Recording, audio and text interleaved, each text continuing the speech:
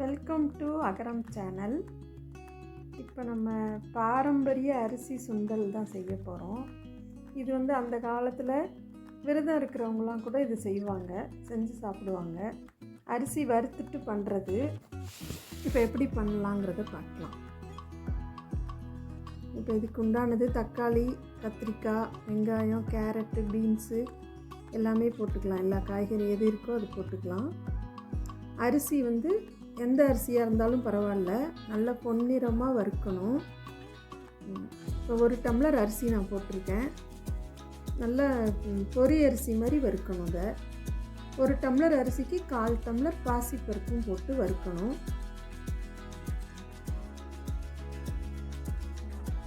நல்லா இதுவும் சேர்த்து வறுக்கணும்.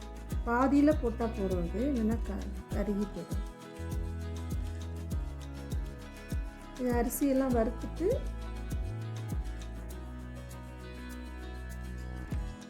இந்த கலருக்கு, பொன்னிறமான கலருக்கு வரணும். நல்லா உதிரி உதிரியாக இருக்கணும். இப்போ ஒரு குக்கரில், இது தேங்காய் எண்ணெயில் செஞ்சால் நல்லாயிருக்கும் வறுத்துட்டு. அதனால் தேங்காய் எண்ணெய் கொஞ்சம் விட்டு, கடுகு, உளுந்தம்பருப்பு, கடுகு வெடித்தோன்னு உளுந்தம்பருப்பு, கடலைப்பருப்பு, ஒரு காஞ்ச மிளகாய் ஒன்று, அதுலேயும் நம்ம பச்சை மிளகாய் போட்டிருக்கிறதுனால இது காஞ்ச மிளகாய். பெருங்காயம் கொஞ்சம் நல்லா போட்டால் வாசனையாக இருக்கும். இப்போ இந்த காயெல்லாம் போட்டு நல்லா வதக்கணும். இஞ்சி, பச்சை மிளகாய், தக்காளி, கத்திரிக்காய், பீன்ஸு, கேரட்டு, உருளைக்கிழங்கு, வெங்காயம் இதெல்லாம் போட்டு நல்லா வதக்கணும். கருவேப்பிலையும் போடணும். போட்டு நல்லா வதக்கணும். வதக்கினோன்னே இந்த ஒரு டம்ளர் அரிசிக்கு 3 டம்ளர் தண்ணி ஊற்றணும். அந்த பருப்பும் கணக்கு சேர்த்து இந்த காயும் சேர்றதுனால 3.5 டம்ளர் தண்ணி ஊற்றணும். அதுக்கு கொஞ்சம் தண்ணி நல்லா அரையாக இருந்தால், வறுத்ததுனால கொஞ்சம் தண்ணி கொஞ்சம் ஒரு 1/2 டம்ளர் கூட ஊற்றினா நல்லாயிருக்கும். அதனால் 3.5 டம்ளர் தண்ணி வச்சு உப்பு போட்டு, கல் உப்பு போட்டு நல்லா கலக்கிட்டு, 1 ஸ்பூன் கல் உப்பு போட்டு நல்லா கலக்கிட்டு குக்கர் அரிசியும் போடணும்.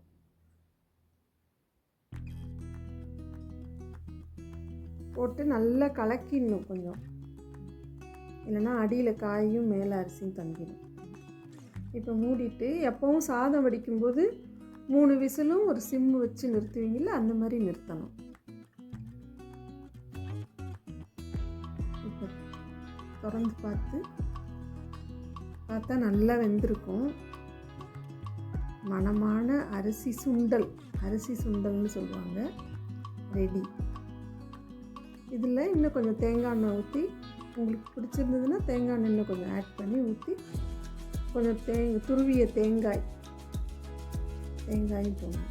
இறக்கி சாப்பிட போகும்போது தேங்காயை போட்டு